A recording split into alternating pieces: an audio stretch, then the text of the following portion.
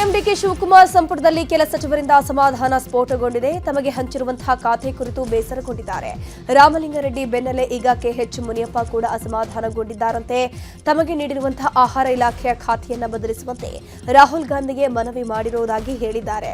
ಬೆಂಗಳೂರಿಗೆ ಆಗಮಿಸಿದ್ದ ರಾಹುಲ್ ಗಾಂಧಿ ಅವರನ್ನ ಭೇಟಿಯಾಗೋಕೆ ಮುನಿಯಪ್ಪ ಏರ್ಪೋರ್ಟ್ನಲ್ಲೇ ಕಾದುಕೊಳ್ತಿದ್ರು. ಈ ವೇಳೆ ಸಚಿವರ ಅಸಮಾಧಾನ ಕುರಿತು ಏರ್ಪೋರ್ಟ್ನಲ್ಲಿ ರಾಹುಲ್ ಗಾಂಧಿಗೆ ಸಿಎಂ ಡಿಕೆ ಶಿವಕುಮಾರ್ ಅವರು ವರದಿಯನ್ನು ನೀಡಿದ್ದಾರೆ. ಕೆಂಪೇಗೌಡ ಏರ್ಪೋರ್ಟ್ನಲ್ಲಿ ಮಾತನಾಡಿದ ಮುನಿಯಪ್ಪ, ಖಾತೆ ಬದಲಾವಣೆ ಬಗ್ಗೆ ರಾಹುಲ್ ಗಾಂಧಿಗೆ ಮನವಿಯನ್ನ ಮಾಡಿಕೊಂಡಿದ್ದೀನಿ. ಹೈಕಮಾಂಡ್ ಹೇಳಿದಂತೆ ನಾನು ನಡ್ಕೊಳ್ತೀನಿ. ನಾನು ಕಾಂಗ್ರೆಸ್ ಪಕ್ಷದ ಶಿಸ್ತಿನ ಸಿಪಾಯಿ ಇದ್ದಂತೆ ಅಂತ ಹೇಳಿದ್ರು. ಸ್ವೀಕಾರ ಮಾಡಿದ್ದೀನಿ, ನಿನ್ನೆನೆ ಮೀಟಿಂಗ್ ಮಾಡಿದ್ದೀನಿ, ನಿನ್ನೆನೆ ಅಧಿಕಾರ ಸ್ವೀಕಾರ ಮಾಡಿದ್ದೀನಿ. ಕೆಲಸ ಶುರುವಾಗಿದೆ. ಹೈಕಮಾಂಡ್ ಹೇಳಿದ್ದೆ ಮಾಡ್ತಾ ಇರ್ತೀನಿ. ಮುಂದೆ ಅವರು ಏನು ಮಾಡ್ತಾರೋ ಅದಕ್ಕೆ ನಾನು ಅಪೀಲ್ ಮಾಡಿದ್ದೀನಿ. ನಾನು ಸೀನಿಯರ್ ಇದ್ದೀನಿ. ನನಗೆ ಒಂದು ಬಡವರಿಗೆ ಕೆಲಸ ಮಾಡೋದು ಕೊಡಬೇಕು ಅಂತ ಕೇಳಿದ್ದೀನಿ. ರಾಹುಲ್ ಗಾಂಧಿಗೆ ಹೇಳಿದ್ದೀನಿ, ACC ಅಧ್ಯಕ್ಷರಿಗೆ ಹೇಳಿದ್ದೀನಿ, ಮತ್ತು ನಮ್ಮ ಮುಖ್ಯಮಂತ್ರಿಗಳಿಗೆ ಹೇಳಿದ್ದೀನಿ, ಹರಿಪ್ರಸಾದ್ ಅವ್ರಿಗೂ ಹೇಳಿದ್ದೀನಿ. ಸಿಪಾಯಿ ಅವ್ರು ಏನು ಹೇಳಿದ್ರೆ ಅದು ಕೆಲಸ ಮಾಡ್ಕೊಂಡು ಹೋಗುತ್ತೆ. ನೆನ್ನೆನೆ ಕೆಲಸ ಶುರು ಮಾಡಿ ಖಾತೆ ಬದಲಾಯಿಸಬೇಕು. ಅದು ಏನು ತೀರ್ಮಾನ ತಗೊಳ್ತಾರೋ ಅವ್ರಿಗೆ ಬಿಟ್ಟಿದ್ದು, ಅಂದೇ ಇಟ್ಟಿದ್ದೀನಿ. ಸರ್, ಈಗ ಸಮಾಜ ಕಲ್ಯಾಣ ಖಾತೆ ಬಗ್ಗೆ ನಾವು ಹೆಚ್ಚು ಒಲವು ತೋರಿಸಿದ್ವಿ. ಯಾವ ಖಾತೆ ಕೊಟ್ಟರು ಕೆಲಸ ಮಾಡ್ತೀನಿ. ಅವರು ಹೈಕಮಾಂಡ್ಗೆ ಬಿಟ್ಟಿದ್ದು. ನಿನ್ನೆ ಕೆಲಸ ಶುರು ಮಾಡಿದ್ದೀನಿ. Thank you. ಅವರು ನಾಯಕರಿದ್ದಾರೆ, ಅವ್ರನ್ನ ಭೇಟಿಯಾಗಿ ಬಂದಿದ್ದೀವಿ. ಬೆಂಗಳೂರು ನಗರಾಭಿವೃದ್ಧಿ ಖಾತೆಗೆ ಕೃಷ್ಣ ಭೈರೇಗೌಡ ಅಸಮಾಧಾನ ವ್ಯಕ್ತಪಡಿಸಿದ್ದಾರೆ. ಬೆಂಗಳೂರು ನಗರಾಭಿವೃದ್ಧಿ ಖಾತೆಯಲ್ಲಿ ಬಿಡಿಎ ಬಿಎಂಆರ್ಡಿ ಸೇರ್ಪಡೆ ಮಾಡದಿದ್ದಕ್ಕೆ ಅಸಮಾಧಾನಗೊಂಡಿದ್ದಾರೆ.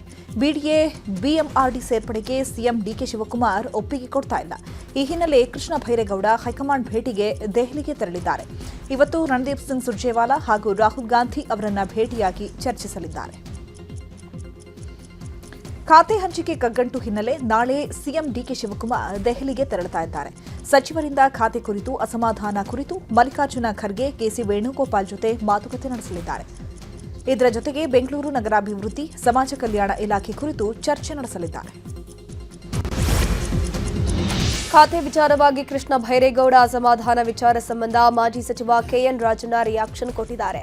ಕೃಷ್ಣ ಭೈರೇಗೌಡರು ಹೇಳಿದ್ದಾರಲ್ವಾ, ಬಿಡಿಎ ಬಿಎಂಆರ್ಡಿಗೆ ಬಿಟ್ಟು ಖಾತೆ ಕೊಟ್ಟಿದ್ದಾರೆ, ಇದು ಅಪೂರ್ಣ ಅಂತ ಹೇಳಿದ್ದಾರೆ. ಹೀಗಾಗಿ ಚಾರ್ಜ್ ವಹಿಸಿಕೊಳ್ಳೋದಕ್ಕೆ ಯೋಚನೆ ಮಾಡ್ತೀನಿ ಅಂತ ಹೇಳಿದ್ದಾರೆ. ಒಬ್ಬೊಬ್ಬರಿಗೆ ಒಂದೊಂದು ಕಾಯಿಲೆ ಬರುತ್ತೆ, ಅದಕ್ಕೆ ಏನೇನೋ ಔಷಧಿ ಬರುತ್ತೋ ನೋಡೋಣ ಅಂತ ಖಾತೆ ಖ್ಯಾತಿಗೆ ರಾಜಣ್ಣ ವ್ಯಂಗ್ಯ ಮಾಡಿದ್ದಾರೆ. 2028ರ ಚುನಾವಣೆ ಮಾಡಬೇಕು ಅಂದ್ರೆ ಒಳ್ಳೆಯ ಆಡಳಿತ ಕೊಡಬೇಕು, ಪಾರ್ಟಿ ಸಂಘಟನೆ ಕೂಡ ಆಗಬೇಕು. ಎರಡು ಮಾಡಿದ್ರೆ ಮಾತ್ರ 2028ರಲ್ಲಿ ಅಧಿಕಾರಕ್ಕೆ ಮತ್ತೆ ಬರ್ತೀವಿ ಅಂತಂದ್ರು. ಆಯ್ತು, ಕೃಷ್ಣ ಬೈರೇಗೌಡರು ಹೇಳಿದ್ರಲ್ಲ, ಬಿಡಿಎ ಬಿಎಂಆರ್ಡಿಎ ಇಲ್ಲದೆ ಇದ್ದ ಮೇಲೆ ಅದು ಅಪೂರ್ವವಾದಂಥ ಖಾತೆ. ಅದ್ರ ಬಗ್ಗೆ ನಾನು ಚಾರ್ಜ್ ವಹಿಸ್ಕೊಳ್ತಕ್ಕಂಥದ್ದಕ್ಕೆ ಯೋಚನೆ ಮಾಡ್ತೀನಿ ಅಂತ ಹೇಳಿದ್ದಾರೆ. ಅದು ನೋಡೋಣ, ಒಬ್ಬೊಬ್ರಿಗೆ ಒಂದೊಂಥರ ಕಾಯಿಲೆ ಇರ್ತದೆ, ಯಾರ್ಯಾರಿಗೆ ಯಾವ್ಯಾವ ಕಾಯಿಲೆ ಇದೆಯೋ, ಏನೇನು ಔಷಧಿಗಳು ಬರ್ತಾವೋ ನೋಡೋಣ.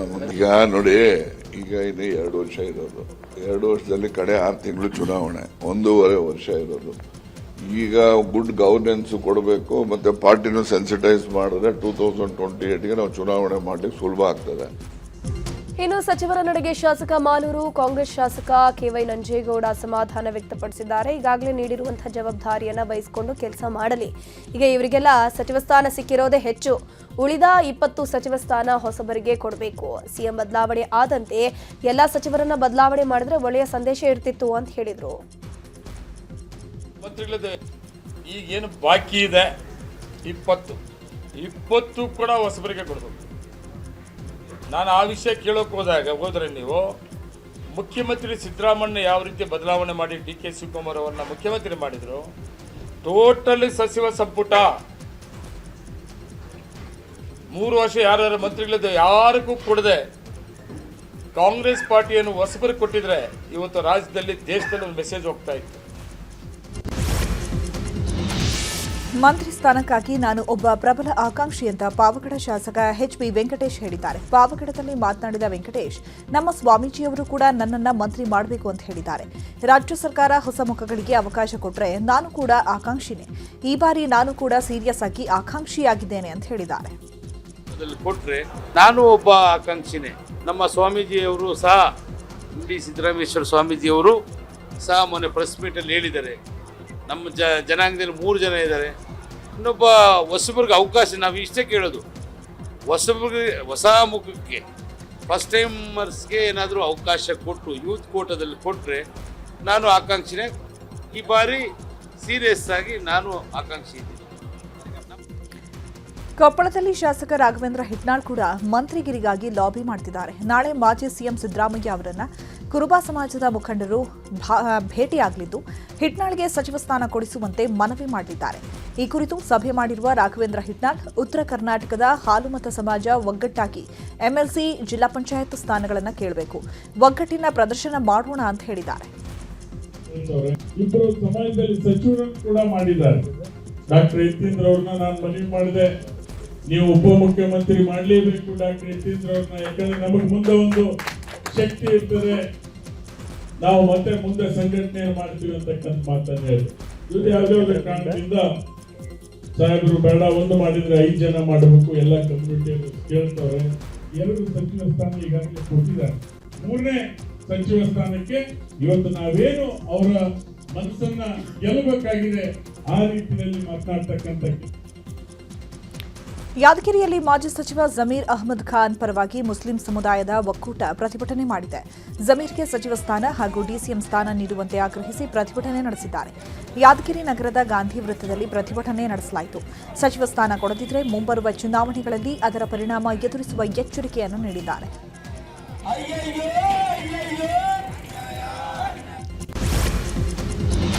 ರಾಘವೇಂದ್ರ ಹಿಟ್ನಾಳ್ಗೆ ಮಂತ್ರಿ ಸ್ಥಾನ ನೀಡುವಂತೆ ಆಗ್ರಹಿಸಿ ಮಾಜಿ ಸಿಎಂ ಸಿದ್ದರಾಮಯ್ಯ ನಿವಾಸಕ್ಕೆ ಹಿಟ್ನಾಳ್ ಬೆಂಬಲಿಗರು ಮುತ್ತಿಗೆ ಹಾಕಿದ್ದಾರೆ.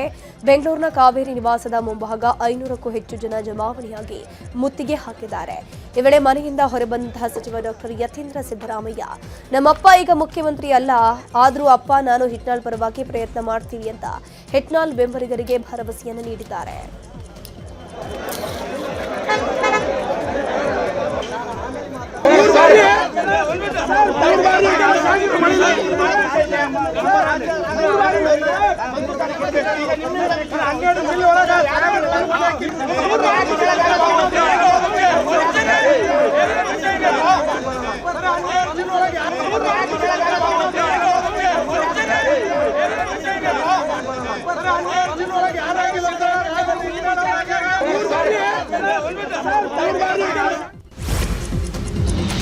ಮಾಜಿ ಪ್ರಧಾನಿ ಎಚ್ಡಿ ದೇವೇಗೌಡರನ್ನ ಬಿಜೆಪಿ ಕಡೆಗಣನೆ ಮಾಡಿದೆ ಎಂದ ಕಾಂಗ್ರೆಸ್ ನಾಯಕರಿಗೆ ಬಿಜೆಪಿ ರಾಜ್ಯಾಧ್ಯಕ್ಷ ಬಿವೈ ವಿಜಯೇಂದ್ರ ತಿರುಗೇಟು ಕೊಟ್ಟಿದ್ದಾರೆ. ದೇವೇಗೌಡರ ಕುರಿತು ಮೊಸಳೆ ಕಣ್ಣೀರು ಸುರಿಸುವ ಅವಶ್ಯಕತೆ ಇಲ್ಲ.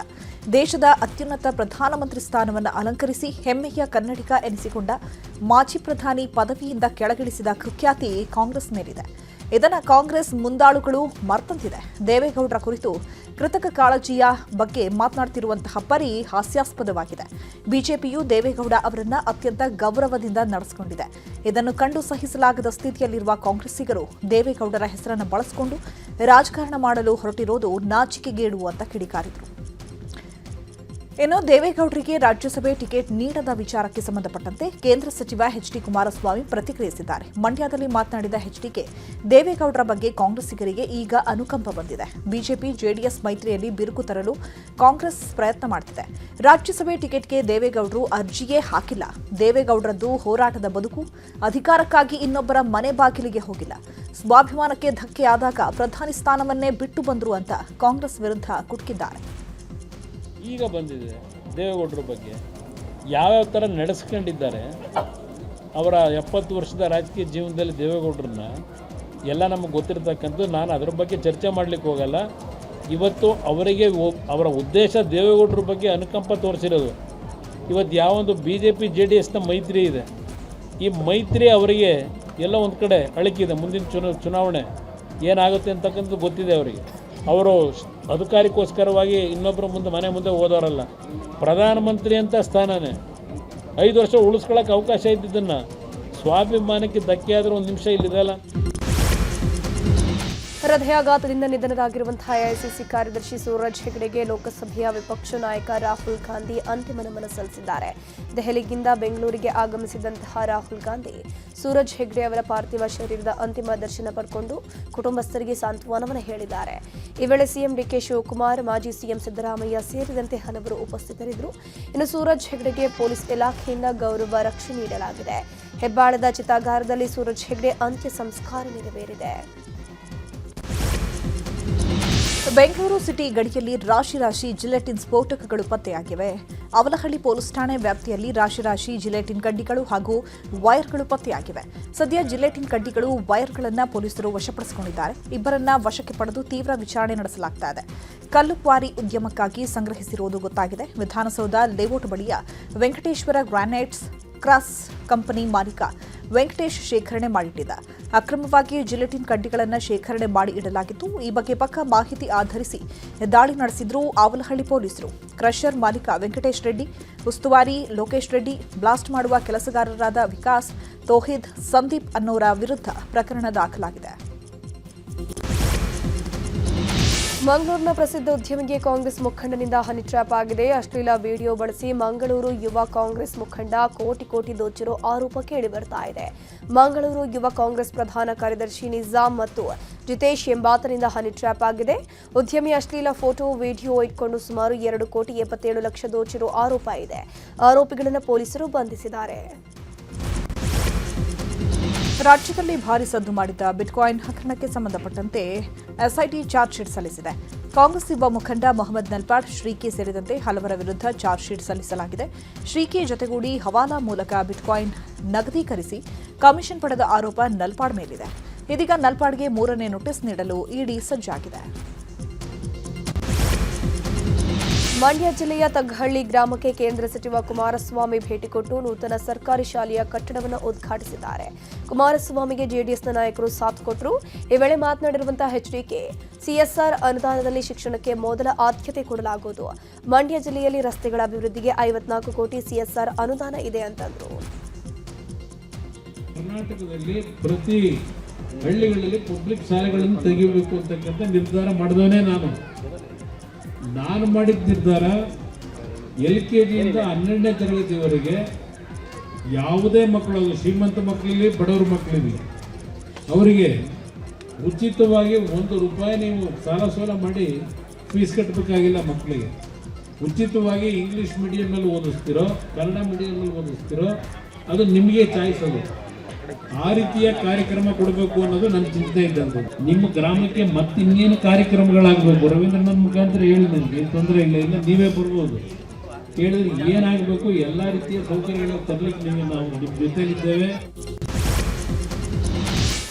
ಧಾರವಾಡ ಜಿಲ್ಲೆಯ 24 ಗ್ರಾಮ ಪಂಚಾಯಿತಿಗಳ ಮೇಲೆ ಲೋಕಾಯುಕ್ತ ದಾಳಿ ನಡೆಸಿದೆ. ಕಾಮಗಾರಿಯಲ್ಲಿ ಅಕ್ರಮ ಆರೋಪ ದೂರು ಹಿನ್ನೆಲೆ ಧಾರವಾಡ ಜಿಲ್ಲೆ ಗರಗ, ತಡಕೋಡ, ಅಮ್ಮಿ ಬಾವಿ ಸೇರಿದಂತೆ 24 ಗ್ರಾಮ ಪಂಚಾಯಿತಿ ಕಚೇರಿಗಳ ಮೇಲೆ ಲೋಕಾಯುಕ್ತ ಅಧಿಕಾರಿಗಳು ದಾಳಿ ನಡೆಸಿದ್ದಾರೆ. ಕಾಮಗಾರಿ ಮಾಡದೆ ಬಿಲ್ ತೆಗೆದ, ಕಳಪೆ ಕಾಮಗಾರಿ ಸೇರಿದಂತೆ ಅಕ್ರಮಗಳ ಕುರಿತು ದೂರು ಸಲ್ಲಿಸಲಾಗಿತ್ತು. ಈ ಹಿನ್ನೆಲೆ ಲೋಕಾಯುಕ್ತ ಎಸ್ಪಿ ಸಿದ್ದಲಿಂಗಪ್ಪ ನೇತೃತ್ವದಲ್ಲಿ ದಾಳಿ ನಡೆಸಲಾಗಿದ್ದು, ದಾಖಲೆಗಳ ಪರಿಶೀಲನೆ ನಡೆಸಲಾಗ್ತಾ ಇದೆ. ಫ್ರೀಯಾಗಿ ಬಿಯರ್ ನೀಡದಿದ್ದಕ್ಕೆ ಮುಖಕ್ಕೆ ಮಾಸ್ಕ್ ಧರಿಸಿದ ಪುಡಿ ರೌಡಿಗಳ ಗ್ಯಾಂಗ್ ಬಾರ್ನಲ್ಲಿ ದಾಂಧಲೆ ನಡೆಸಿದೆ. ಕೋಲಾರ ಜಿಲ್ಲೆಯ ಮಾಲೂರು ತಾಲೂಕಿನ ತೊರಲಕ್ಕಿ ಗ್ರಾಮದ HK ಬಾರ್ನಲ್ಲಿ ಈ ಘಟನೆ ನಡೆದಿದೆ. ಕೊಲೆ ಆರೋಪಿಗಳಾದ ಪ್ರತಾಪ್ ಹಾಗೂ ಮುರುಗೇಶ್ ಅನ್ನೋರ ಗ್ಯಾಂಗ್ ಬಾರ್ಗೆ ನುಗ್ಗಿ ಬಿಯರ್ ಬಾಟಲ್ಗಳನ್ನು ಪುಡಿ ಮಾಡಿದ್ದಾರೆ. ಬಾರ್ ಕ್ಯಾಷಿಯರ್ ವರುಣ್ ಮೇಲೆ ಹಲ್ಲೆ ಮಾಡಿದ್ದಾರೆ. ಈ ಸಂಬಂಧ ಮಾಸ್ತಿ ಪೊಲೀಸ್ ಠಾಣೆಯಲ್ಲಿ ಪ್ರಕರಣ ದಾಖಲಾಗಿದೆ.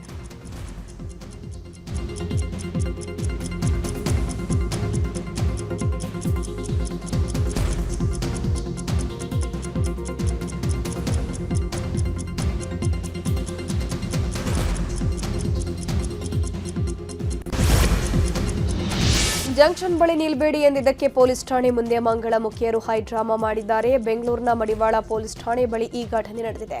ರಸ್ತೆ ಮಧ್ಯೆ ನಿಂತು ಪೊಲೀಸರ ಜೊತೆಗೆ ಮಂಗಳ ಮುಖಿಯರು ವಾಗ್ವಾದ ನಡೆಸಿದ್ದಾರೆ. ನಿನ್ನೆ ರಾತ್ರಿ ಮಡಿವಾಳ ಜಂಕ್ಷನ್ ಬಳಿ ಜನರ ಬಳಿ ಮಂಗಳ ಮುಖಿಯರು ಕಲೆಕ್ಷನ್ ಮಾಡ್ತಾ ಇದ್ರು. ಈ ಬಗ್ಗೆ ತೊಂದರೆ ಆಗ್ತಿದೆ ಅಂತ ಮಡಿವಾಳ ಪೊಲೀಸರಿಗೆ ಬರುವ ವ್ಯಕ್ತಿ ದೂರನ್ನು ಕೊಟ್ಟಿದ್ದ. ದೂರಿನ ಹಿನ್ನೆಲೆ ಸ್ಥಳಕ್ಕೆ ಬಂದ ಪೊಲೀಸರ ಜೊತೆಗೆ ಮಂಗಳ ಮುಖಿಯರು ಗಲಾಟೆಯನ್ನು ಮಾಡಿದ್ದಾರೆ.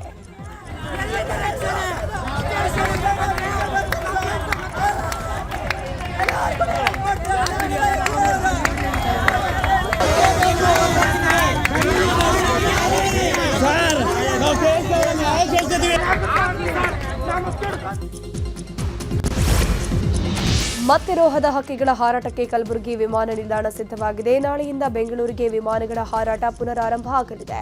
ಕಳೆದ 8 ತಿಂಗಳಿಂದ ಕಲಬುರಗಿ ಬೆಂಗಳೂರು ನಡುವಿನ ವಿಮಾನಯಾನ ಸ್ಥಗಿತಗೊಳಿಸಲಾಗಿತ್ತು. ರಾಜ್ಯ ಸರ್ಕಾರ ಆರ್ಥಿಕ ನೆರವು ನೀಡಿದ ಹಿನ್ನೆಲೆಯಲ್ಲಿ ಸ್ಟಾರ್ ಏರ್ ಸಂಸ್ಥೆಯಿಂದ ಸೇವೆ ನೀಡಿಸಲಾಗಿತ್ತು. ನಾಳೆಯಿಂದ ಕಲಬುರಗಿಯಿಂದ ಬೆಂಗಳೂರಿಗೆ ವಿಮಾನಗಳು ಹಾರಾಟವನ್ನು ನಡೆಸಲಿವೆ.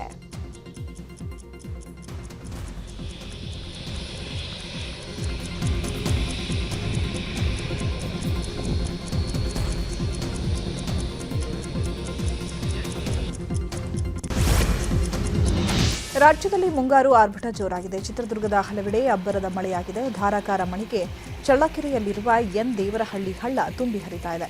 ರಸ್ತೆ ಮೇಲೆ ನೀರು ಹರಿತಾ ಇರುವ ಹಿನ್ನೆಲೆ ರಸ್ತೆ ದಾಟಲು ವಾಹನ ಸವಾರರು, ಸಾರ್ವಜನಿಕರು ಪರದಾಡಿದ್ದಾರೆ. ಅಲ್ಲದೆ ನಿನ್ನೆ ಸಂಜೆ ಸುರಿದ ಮಳೆಯಿಂದ ಕೃಷಿ ಹೊಂಡ, ಚೆಕ್ ಡ್ಯಾಂ ಭರ್ತಿಯಾಗಿದೆ.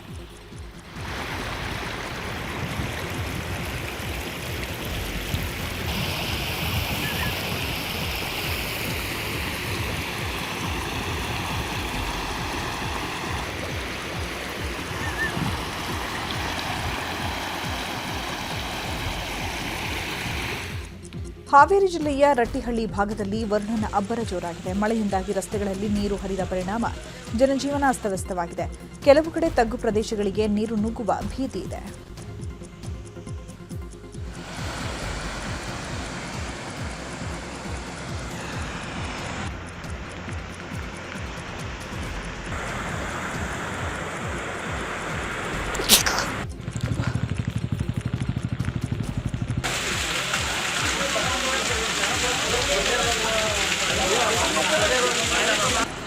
ಇನ್ನು ಉತ್ತರ ಕನ್ನಡ ಜಿಲ್ಲೆಯಲ್ಲಿ 2 ದಿನ ಮಳೆಯಾಗಲಿದ್ದು ರೆಡ್ ಅಲರ್ಟ್ ಘೋಷಣೆ ಮಾಡಲಾಗಿದೆ. ನಿನ್ನೆಯಿಂದ ಭಟ್ಕಳ, ಹೊನ್ನಾವರ ಭಾಗದಲ್ಲಿ ಭಾರೀ ಮಳೆಯಾಗ್ತಾ ಇದ್ದು ಮಾರ್ಕೆಟ್ ರಸ್ತೆಗಳೆಲ್ಲ ಜಲಾವೃತವಾಗಿವೆ. ಮೀನುಗಾರರು ಮತ್ತು ಪ್ರವಾಸಿಗರು ಕಡಲಿಗೆ ಇಳಿಯದಂತೆ ಎಚ್ಚರಿಕೆ ನೀಡಲಾಗಿದೆ.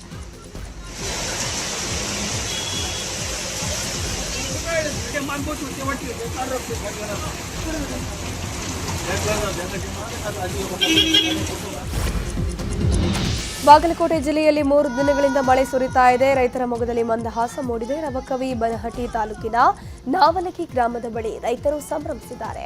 ದುಮ್ಮಿಕ್ಕೆ ಹರಿಯುವ ನೀರಿನಲ್ಲಿ ನಿಂತು ಹಂತಿ ಪದ ಹಾಡಿ ಸಂಭ್ರಮಿಸಿದ್ದಾರೆ.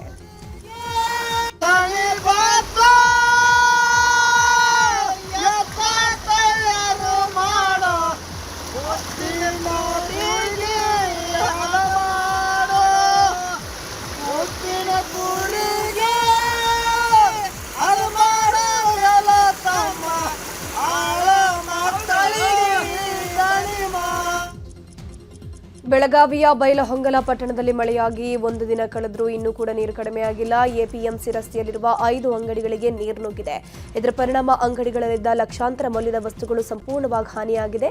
ಇನ್ನು ಬೈಲಹೊಂಗಲ ಎಪಿಎಂಸಿಯ ಕಾಂಪೌಂಡ್ ಕುಸಿದು 2 ಕಾರು ನಜ್ಜುಗುಜ್ಜಾಗಿದೆ.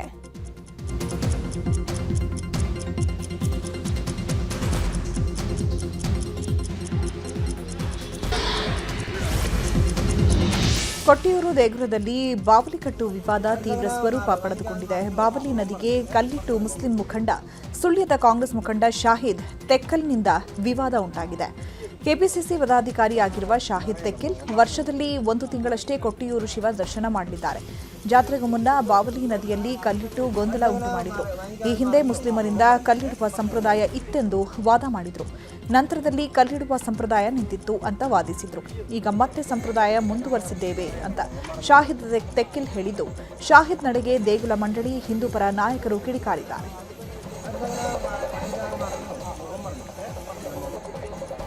ഇങ്ങനെയൊരു ചടങ്ങ് നിലവിലില്ലാത്ത ഒരു ചടങ്ങാണ്.